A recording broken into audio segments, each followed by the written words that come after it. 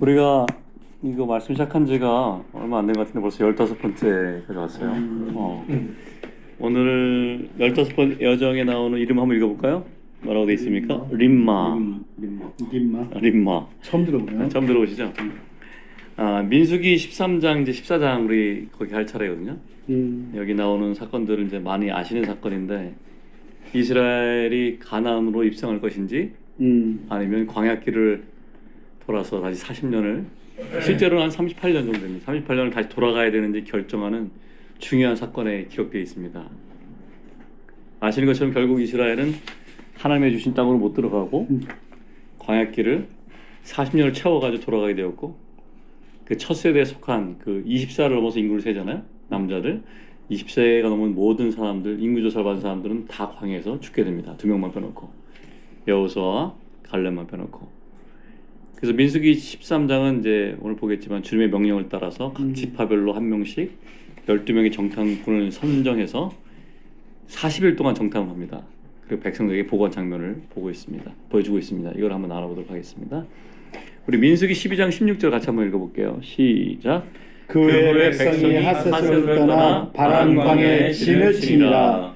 민수기 12장 16절은 이렇게 나왔고 똑같은 사건을 이렇게 나왔습니다. 민수기 33장에서 어떻게 했냐면 여긴 진영을 친 데를 적어놓은 거잖아요. 읽어보겠습니다. 시작. 하셋에서 떠나 림마에 진을 치고.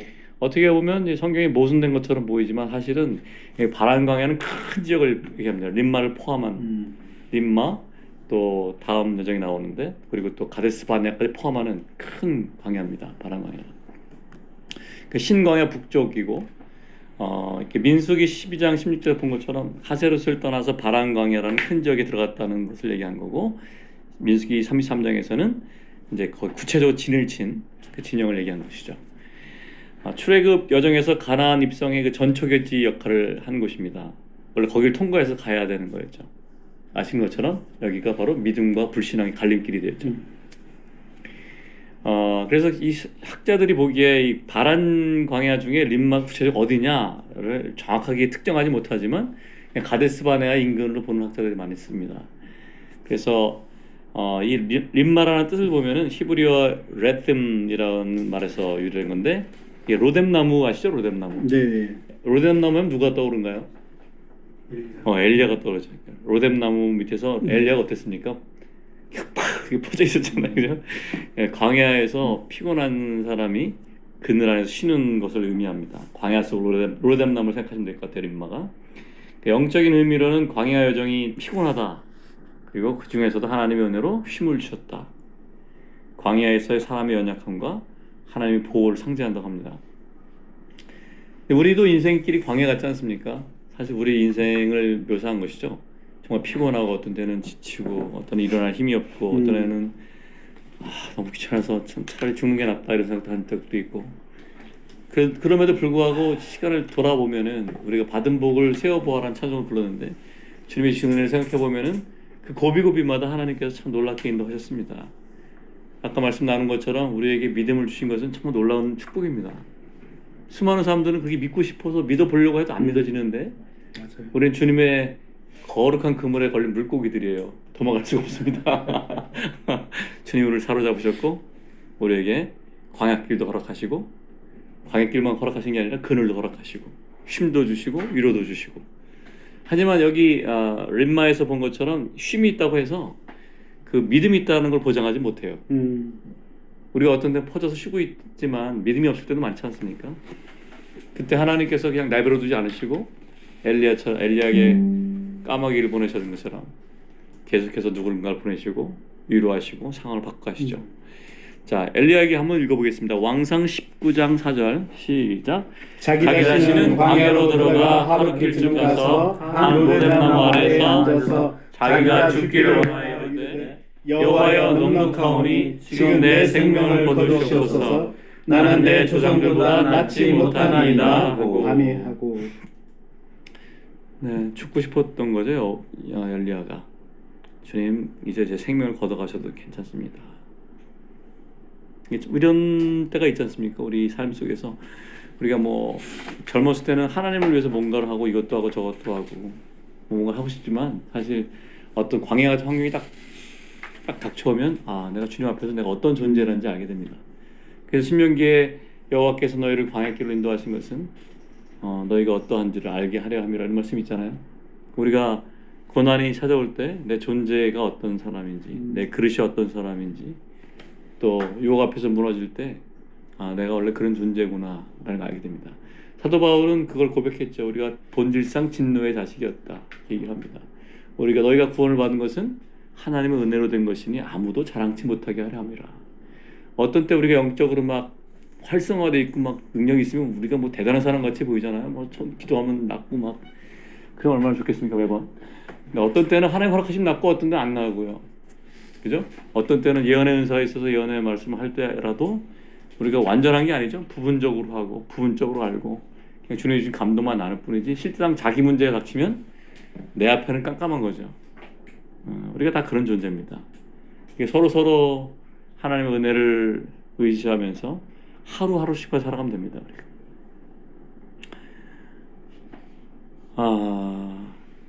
네, 다들 잠잠하신 거 보니까 남 얘기가 아닌 것 같죠? 림마는 다른 뜻으로 있는데 또 땔감으로도 쓰였대요. 그 숯불로 오래 타는 특징이 있었답니다. 시편 120편의 로뎀나무 숯불에 대해 나오는데 한번 읽어보겠습니다. 2절에서 4절까지 한번 읽어볼게요. 시작. 여호와여 거짓된 입술과 속이는 혀에서 내 생명을 건져 주소서. 너 속이는 혀여 무엇을 내게 주며 무엇을 내게 더할고 장사의 날카로운 화살과 로뎀나무 숯불이라.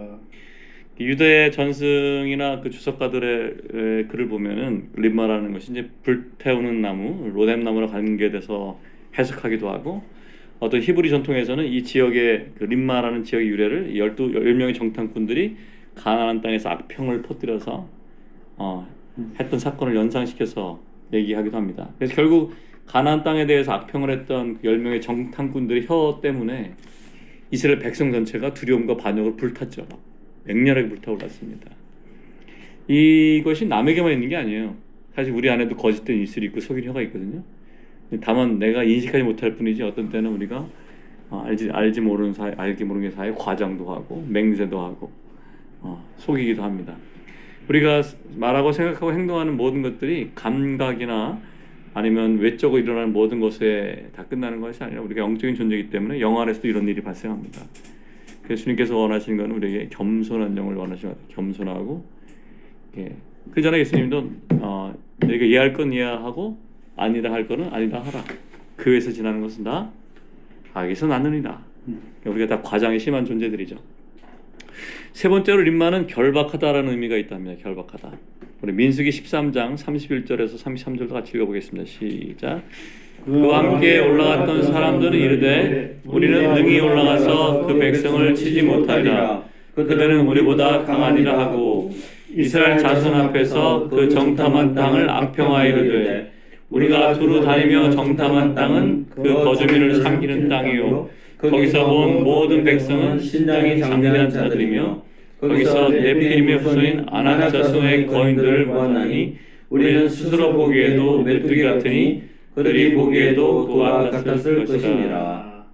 이게 10명의 정탐꾼들이 가졌던 정체성입니다. 자아상이에요. 우리는 이런 존재다. 우리는 올라가서 저 백성을 치지 못한다. 저들은 우리보다 강하다. 저 땅은 거짓을 삼킨 땅이다. 내가 하는 이 사업장이 정말 악해서 나를 죽이는구나. 내가 상대해야 될 적들은 다 신장이 크고 네피림의 자손이구나. 내가 저들 이기지 못할 것 같구나. 난 스스로 보기에도 메뚜기 같구나. 이게 자아상입니다. 자아상. 이스라엘 백성의 이 자아상을 하나님이 사실 바꿔주길 원했어요. 여호수아와 갈렙에 가진 것처럼 저들은 우리의 밥이다 그러잖아요. 먹입니다. 사실 이 영적인 전쟁에서 이 자아상에 대한 전쟁을 하는 거예요.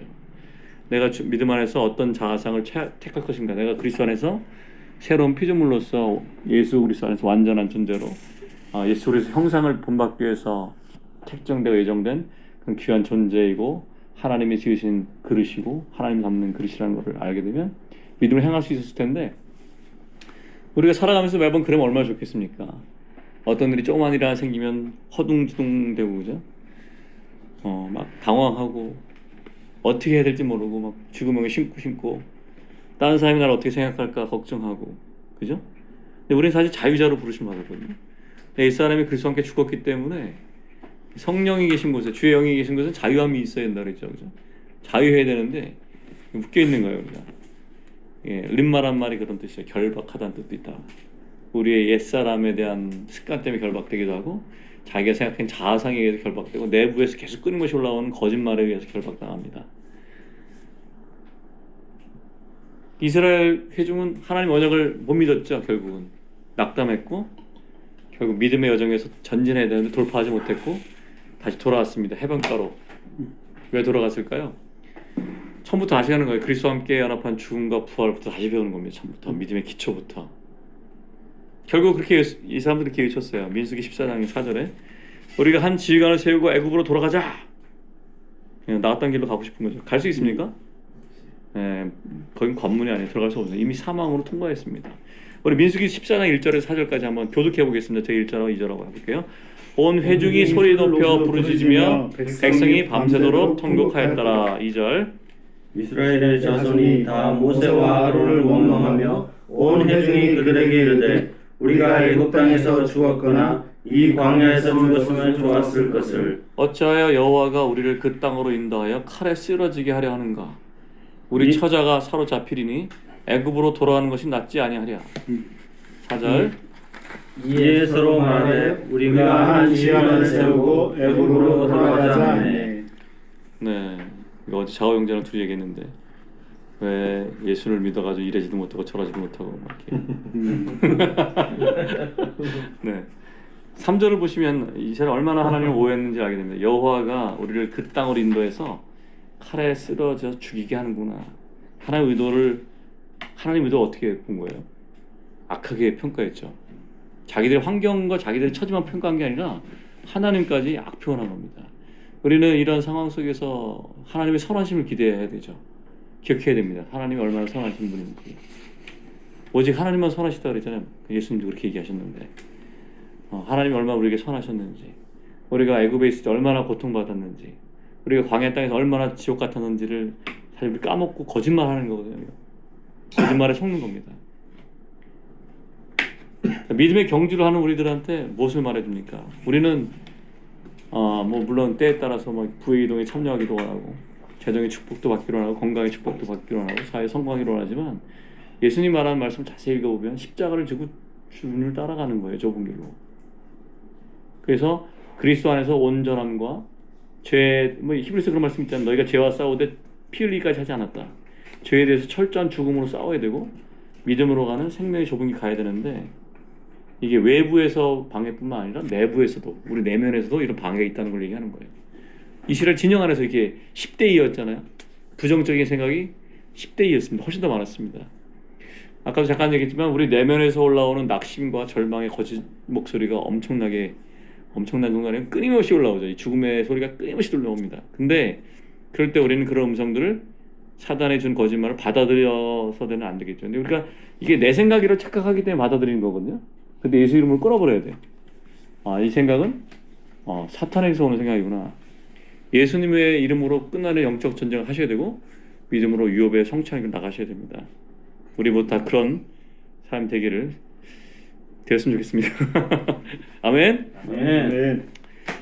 외부 환경이 어렵고 내면에서 거짓 소리가 들릴 때 여호수아 갈렙은 이렇게 얘기했죠. 여호수아 갈렙이 했던 얘기 한번 들어봅시다. 민수기 14장 7절에서 9절 같이 읽어보겠습니다. 시작. 이스라엘 자손의 온 회중이 말하되 우리가 두루 다니며 정탐한 땅은 심히 아름다운 땅이라. 여호와께서 우리를 기뻐하시면 우리를 그 땅으로 인도하여 들이시고 그 땅을 우리에게 주시리라. 이는 과연 젖과 꿀이 흐르는 땅이니라. 다만 여호와를 거역하지는 말라. 또 그 땅 백성을 두려워하지 말라. 그들은 우리의 원목이라. 그들의 보호자는 그들에게서 떠나고 여호와는 우리와 함께 하시느니라. 그들을 두려워하지 말라 하나. 여호수아 갈렙은 예수 그리스도로 상징하는 우리 현 시대 성령을 상징하죠, 그죠? 여호수아 갈렙은 그분의 언약을 기억했고 성령이 인도하신 대로 따라가기를 원했습니다. 나이가 나이가 한참 지나서 85세가 됐을 때도 여호수아 통찰에 있는 갈렙은 산지를 달라고 언약에 맺었던 그 땅을 달라고 그랬잖아요, 그죠? 이게 갈렙과 여호수아의 정체성이죠. 하나님은 정말 선하시고 하나님이 기뻐하시면 우리 그 땅을 인도하시고 그 땅을 줄 것이다. 여호와를 거역하지 말자. 백성을 두려워하지 말자. 그 우리 밥이다. 우리 먹이보다 밥이 나은 것 같다, 않지 않습니까? 우리 밥이다. 이렇게. 우리가 이길 것이다. 두려워하지 말라 이렇게 얘기했습니다. 동일한 메시지입니까? 예수님이 똑같이 얘기했어요. 누가복음 12장 30절 읽어볼게요. 시작. 적은 무려 무서워 말라. 너희 아버지께서 그 나라를 너희에게 주시기를 기뻐하십니다. 하나님 우리에게 유업으로 가나안 땅을 주시기로 하십니다. 가나안 땅이라는 것은 그리스도의 풍성함, 하나님이 원래 주시고자 했던 모든 것입니다. 가나안 땅. 우리가 두려움이 올라올 때마다 하나님 선하심을 생각하면서 이 말씀을 좀 이렇게 선포하면 좋을 것 같아요. 신약에서 이스라엘 백성, 광야 생활하는 이스라엘 백성을 상징한 그림이 요한복음에 나와 있거든요. 저도 이거를 알게 될 때 참 은혜가 되게 있었고 오늘도 다시 한번 이 은혜를 되게 누리고 왔는데, 요한복음 5장에는 그 예루살렘에 있는 양문 곁에 그 히브리 말로 베데스다라는 연못에 있던 38년 된 병자가 있었어요. 이 병자는 스스로 천사가 물을 동일 때 빨리 가야 되는데 스스로 갈 수가 없기 때문에 38년 동안 병에 묶이고 갇힌 채로 낙담하는 중에 있었습니다. 이 사건이 바로 이 가데스 바네아부터 38년 도는 이스라엘을 얘기하는 거예요. 상징적으로 10명의 정탐꾼들로 악평을 듣고 믿음에서 낙심하고 낙담해서 결박당하고 묶여가지고 38년 동안 죽음의 길을 돌아야 했던 이스라엘 백성. 실제로 이 바란 광야, 지금 우리가 림마에 왔죠. 림마 가데스 바네아에서 시작한 이 불신과 반역으로 인해서 이스라엘은 38년 동안 돕니다, 광야를. 우리 요한복음 5장 6절 7절 한번 6절에서 9절까지 한번 읽어볼게요. 한 절씩 교독하겠습니다. 제가 먼저 읽겠습니다. 예수께서 그 누운 것을 보시고 병이 벌써 오래된 줄 아시고 이르시되 내가 낫고자 하느냐. 병자가 대답하되 주여 우리 움직일 때 나를 못에 넣어준 사람이 없어 내가 가는 동안에 다른 사람이 먼저 내려가니라. 예수께서 이르시되 일어나 내 자리를 들고 걸어가라 하시니 그 사람이 곧 나와서 자리를 들고 걸어가니라. 이날은 안식이니라. 어쩌면 우리도 아니 뭐 주위에 있는 사람일 수도 있겠죠. 이스라엘 백성처럼 믿음을 잃어버리고 낙심해서 전체는 아닐지라도 삶의 어떤 영역에서 주저앉아 있을 수 있습니다. 경제적으로 또 사업이 잘 안 되고 그래서 재정적으로 앞이 안 보일 수도 있고, 어떤 분은 직장 내에서 상사나 동료랑 어떤 갈등이 있거나 그 감정에 그 파워게임에 걸려가지고 꼼짝달싹 못하는 사람도 있고, 어떤 사람들은 가정 내에서 부부 사이나 또 자녀들 간에 아니면 또 부모와 자식 간에 큰 어려움이 있는 분들도 있습니다. 또 학업이 어렵거나 진로 적성이 이제 현재 하고 있는 거랑 안 맞아가지고 어떻게 될지 모르는 사람들도 있고요. 믿음으로 인해서 세상에서 핍박받는 사람들도 있고, 심하게는 함께하는 공동체 내에서 정말 앞이 안 보이게 막 여러 가지 얽혀서 이러지도 못하고 저러지 못하고 주저앉아 있는 사람도 있을 수 있습니다. 그리고 진짜 이 병자처럼 문자 그대로 몸에 병이 나가지고 질병으로 고통받으면서 너무 힘든 경우도 있죠. 저는 오늘 이 말씀을 준비하면서 그런 생각이 들었어요. 주님이 저희와 우리에게도 같은 질문을 하신 것이 아닌가. 내가 낫고자 하느냐? 내가 낫고자 하느냐? 내 자리를 들고 걸어가라. 이렇게 말씀하시는 주의 음성을 어떤 영역에서 묶여있는 자리가 있으면 좀 들으시면 좋겠습니다. 여기 참 놀라운 것은 주님이 내가 낫고자 하느냐라고 물어보셨지 반대급부를 요구하지 않았어요. 내가 낫고 싶으냐? 성경을 5번 읽어라. 내가 낫고 싶으냐? 11조를 온전히 드려라. 내가 낫고 싶으냐? 기름 부음 사역에 가거라. 이러시지 않았어요. 내가 낫고자 하느냐? 근데 여기 본문에 보면 뭐라 합니까? 이 베데스다 못에 있던 38년 병자가 동문서답하죠. 동문서답. 내가 낫고자 하느냐? 그랬더니 뭐래요? 지금 딴 사람이 얹혀 가요. 그러잖아요. 그러니까 하나님의 치유와 하나님의 은혜와 하나님의 긍휼은 내가 뭘 하는 것에 있는 것도 아니고 다른 사람이 뭘 하는 것도 아니고 조건이 없는 거예요. 심지어 이 병자는 네 이런 얘기도 안 했어요. 저요 이런 얘기 안 했단 말이에요. 주님이 얼마나 긍휼히 여기셨을까요? 우리 안에서 착한 일을 시작하신 그분이 예수 그리스도의 날까지 다 이루실 것입니다. 다만 우리가 환경 속에서 이 광야를 만날 때 광야가 다바르를 했잖아요. 다바르. 주님의 음성을 듣는 곳이 광야. 아까 형님 기도하셨지만 우리가 정말 주님을 사랑하고 주님을 알고 주님의 음성을 듣고 주님을 품에 안겨가지고 그분을 신랑으로서 아버지로서 누리고 믿음 안에 거하는 것이 정말 중요합니다. 우리가 뭘 잘 몰라도 말이죠.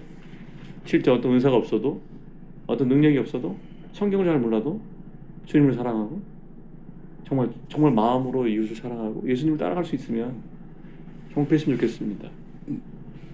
그러니까 우리의 묶임과 풀림이 우리 결심과 의지에만 달려있지 않다는 거죠.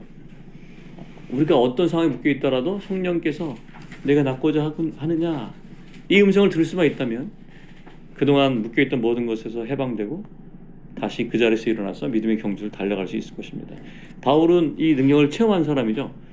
빌립보서 4장 13절에 이렇게 되어 있죠. 읽어볼까요? 시작. 내게 능력 주시는 자 안에서 내가 모든 것을 할 수 있느니라. 마치 갈렙처럼 바울이 또 이렇게 물어보는 거죠. 고린도후서 7장 2절 시작. 그런즉 사랑하는 자들아 이 약속을 가진 우리는 하나님을 두려워하는 가운데 거룩함을 온전히 믿으라. 하나님께서 우리에게 요구하신 것은 그날 성령을 따라서 살아가는 겁니다. 그리고 주님을 사랑하고 이웃을 사랑하는 거죠.